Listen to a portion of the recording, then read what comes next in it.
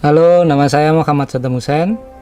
Saya salah satu tim marketing Buku Mojok dan latar pendidikan saya Sastra Indonesia Universitas Jember.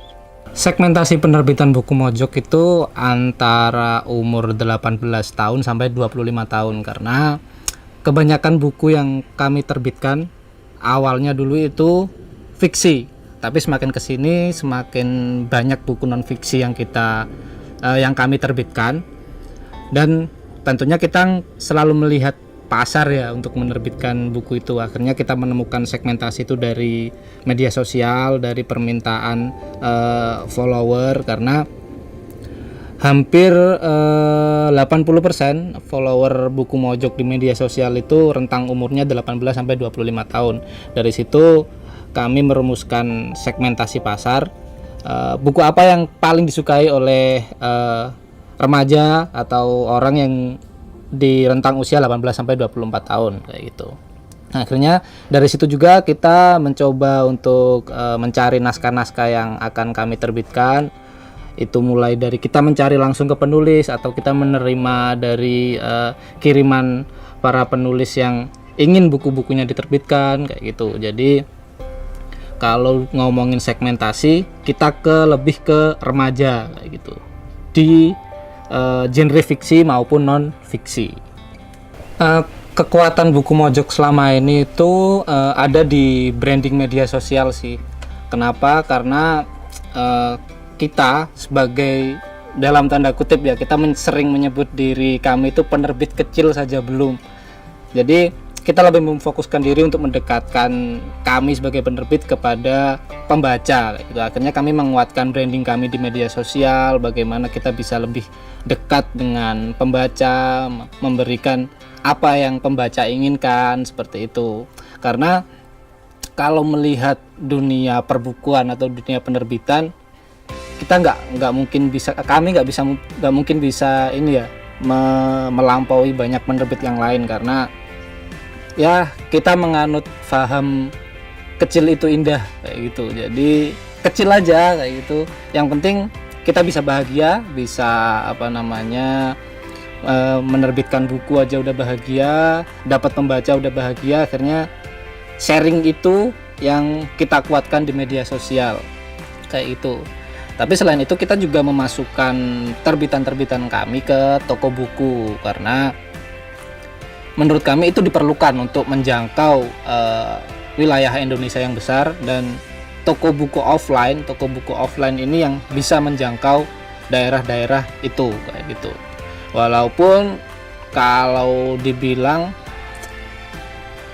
offline ini salah satu kelemahan Buku Mojok, karena kita setiap bulan kan menerbitkan buku, tapi tidak bisa setiap bulannya kami memasukkan terbitan kami ke toko buku, karena ya toko buku ada oplahnya sendiri, berapa oplah untuk toko buku, sehingga kita bisa masukkan ke offline tersebut kayak gitu. Dan ya kalau nyebut keunggulan atau keunikan, sebenarnya ya hampir sama dengan yang saya sebutkan di awal tadi.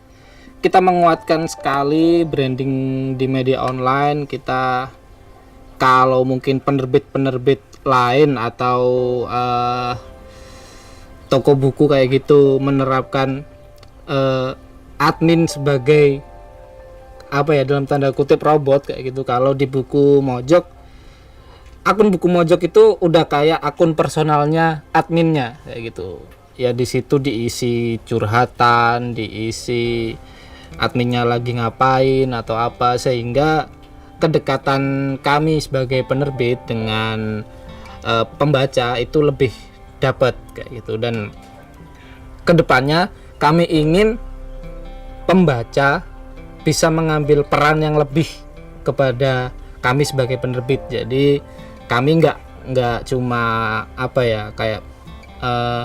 misalnya gelas kosong ini pembaca, terus kita sebagai penerbit mengisi gelas kosong ini.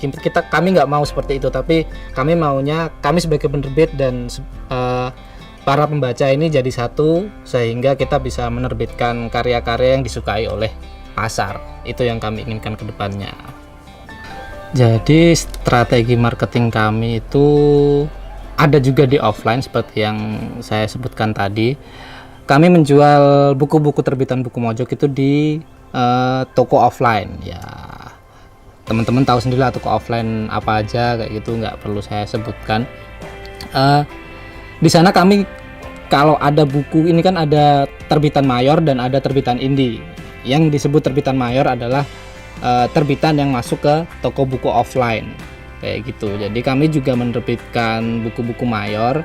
Kita nggak setiap bulan, mungkin ada yang buku semisal buku yang punya potensi untuk dibeli oleh banyak orang, itu biasanya kita masukkan ke penerbitan mayor sehingga masuk ke toko buku offline. Di sana sebenarnya kita punya atau bisa diberi hak untuk membuat promosi, tapi lebih sedikit kita bisa melakukan lebih kecil kemungkinan kita bisa melakukan promosi sendiri di toko buku offline kayak gitu. Selain toko buku offline, kita juga selalu ikut pameran-pameran buku yang diadakan oleh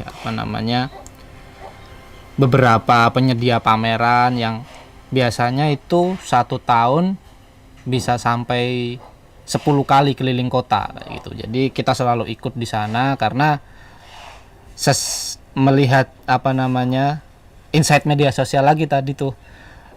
Pembaca kami ada paling banyak itu di Jakarta dan kedua di Yogyakarta, terus setelahnya atau yang lain itu tersebar di berbagai kota yang lain. Jadi masih ada kesulitan untuk menjangkau ke sana. Akhirnya kami selalu ikut pameran buku yang diadakan di berbagai daerah oleh beberapa penyedia pameran kayak gitu. Selain tadi kami juga memasukkan di toko buku offline. Kami punya berbagai platform media sosial mulai dari Facebook, Twitter, Instagram, dan mungkin tahun depan kita merambah YouTube kayak gitu. Selain itu juga kita juga punya TikTok, media sosial yang lain.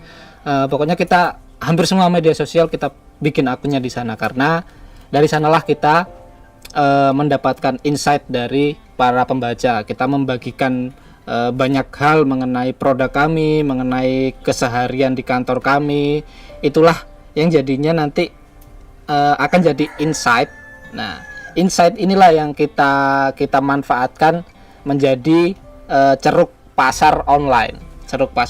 Jadi semisal saya dulu pernah upload, admin dulu pernah upload, cuma kami lagi makan bareng kayak gitu. Ternyata insight medsosnya bagus dan akhirnya kami manfaatkanlah insight itu untuk mereka nih, pembaca atau follower Buku Mojok nih, inginnya apa sih di jam-jam segini, atau pengennya apa sih di hari-hari tertentu kayak gitu lah. Dari situ kalian bisa merumuskan produk mulai dari bulan ini cocok nerbitin apa, atau ada naskah seperti ini nih yang cocok untuk umur 18 sampai 25. Nah, tapi cara kita untuk menjualnya seperti apa nih kayak gitu. Nah, kalau di toko offline kami tidak bisa membuat isu karena kami ikut di pihak ketiga. Tapi kalau di online dari insight tadi kami bisa membuat satu isu misal. Jadi ini pengalaman yang terakhir kemarin penjualan ketika pre-order membludak itu karena kami dari insight tadi kita jadikan ceruk pasar, dan ceruk pasar ini ternyata lagi gandrung ke isu mental health dan quarter life crisis. Akhirnya kami mainkanlah isu itu, mainkan di media sosial tentunya, dan setelah kita mainkan isu itu, kita keluarkanlah satu produk terbitan kami yang ada hubungannya dengan isu mental health dan quarter life crisis tadi.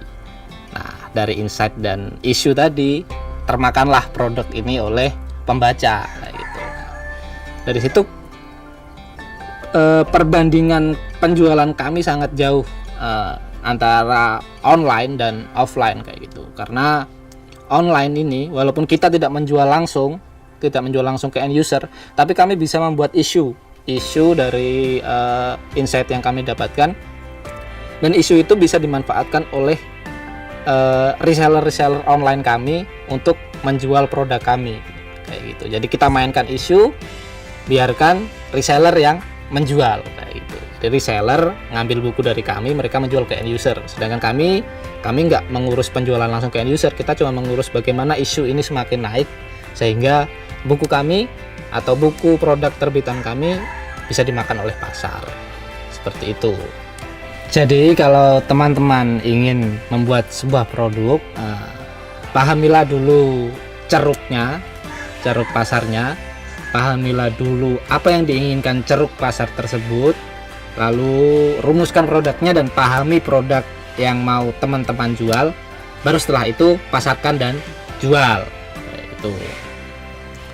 Dan jika teman-teman ingin memulai usaha dari sekarang, bisa teman-teman mulai dari menjadi salah satu reseller buku Mojok yang menyebarkan dan menjual buku-buku terbitan kami. Terima kasih.